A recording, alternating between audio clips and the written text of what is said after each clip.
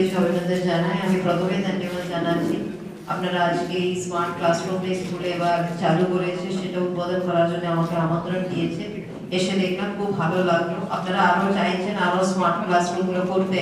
আমরা ইতিমধ্যে জেলার মধ্যে আমরা পরিকল্পনা নিয়েছি, কয়েকটা স্কুলে আমরা স্মার্ট ক্লাসরুম করব। সেটা আমি ভিডিও সাহেবকে বলেছি স্কুলের নামটা পাঠিয়ে দিতে, তার মধ্যে আমরা ইনক্লুড করছি। যেভাবে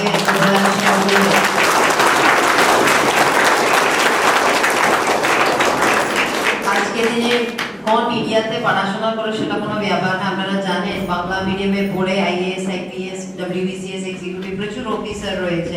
তাহলে কোন ভাষায় পড়াশোনা করেছে সেটা কোনো ব্যাপার না। কি রকম আপনারা পড়াশোনা করছেন, কেমন পড়াশোনা করেছেন সেটাই ব্যাপার আছে।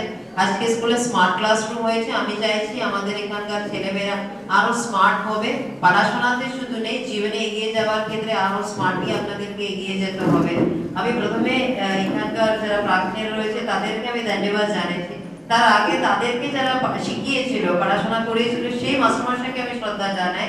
তারা কিভাবে পড়াশোনা দিয়েছে বলে আজকে ওনারা ফিরে এসে নিজের স্কুলের উন্নয়নের জন্য এত কাজ করেছে। এই পরিকাঠামো দেখলে বোধহয় মনে হয় না, মানে আমাদের অনেক সময় আমাদের সরকারি পরিকাঠামো নিয়ে আলোচনা হয়, কিন্তু এত সুন্দর একটা পরিকাঠামো সকলে মিলিয়ে তৈরি করেছে।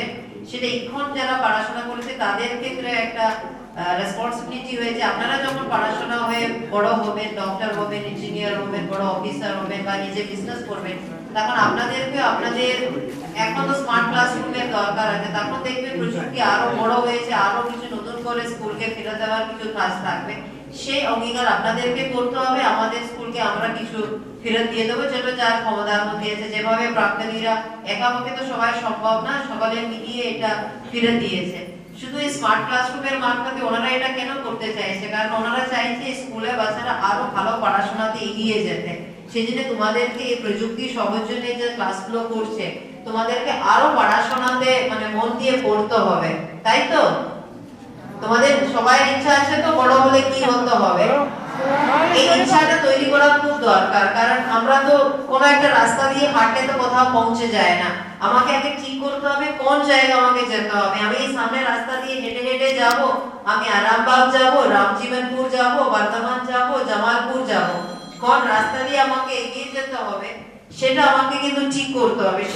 সেভাবে বাচ্চাদের পড়াশোনা মানে কি আছে, একটা রাস্তা দিয়ে আপনারা হাঁটছেন, কিন্তু আপনাদের একটা লক্ষ্য হওয়া দরকার। আপনি কি ডক্টর হবেন, টিচার হবেন, কি আপনারা আইএএস হবেন, আইপিএস হবেন, আপনাদের সবকিছু নিজেকে ঠিক করতে হবে। সেই রাস্তা দিয়ে না হাঁটলে আপনারা কোথাও পৌঁছে যেতে অসুবিধা হবে। সেই জন্য সবার একটা স্বপ্ন হওয়া খুব দরকার, কারণ এই স্বপ্নগুলো আমাদেরকে এগিয়ে নিয়ে যায়। আমরা যখন পড়তাম, কোনো যদি লক্ষ্য যদি না থাকতো, তাহলে আমরা কোথাও পৌঁছে যেতে পারতাম না। তখন আমাদের নিজের জীবনে, আমার ব্যক্তিগত জীবনে আমার তখন থেকে ইচ্ছা ছিল, যখন আমি ক্লাস 7 এ পড়ছিলাম, সে সময় আমার ইচ্ছা ছিল আমি ইন্ডিয়ান অ্যাডমিনিস্ট্রেটিভ সার্ভিস বা আইএএস এর মধ্যে আসবো। কিন্তু তখন আমি জানতাম না, তখন তো প্রযুক্তি ছিল না। কিন্তু মনের মধ্যে যে ইচ্ছা ছিল বলে এই ইচ্ছার উপরে আমি মানে অনেক রকম সমস্যা থাকার সত্ত্বেও আমার মনের মধ্যে এত ছোটবেলা থেকে একটা ইচ্ছা ছিল বলে আমি পূরণ করতে পেরেছি। বুঝতে পেরেছেন? সেই জন্য তোমাদের এই স্বপ্ন দেখার জন্য কোনো বয়স থাকে না।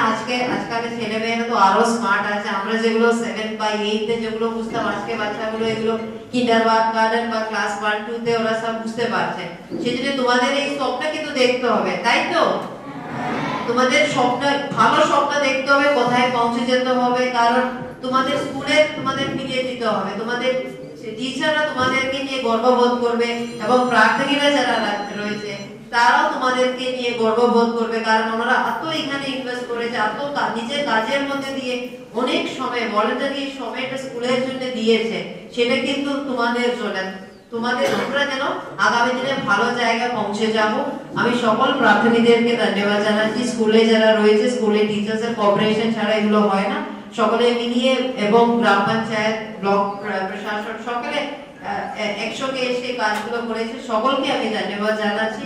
আমরা চাইবো স্কুল থেকে আগামী দিনে বড় আইএএস অফিসার হবে, আইপিএস অফিসার হবে, ফরেন সার্ভিসের অফিসার হবে, বড় বড় ডক্টর হবে, নামি ইঞ্জিনিয়ার হবে, এই জায়গা থেকে এই ভালো টিচার হবে। সব থেকে বড় ব্যাপার একটা ভালো মানুষ হওয়া।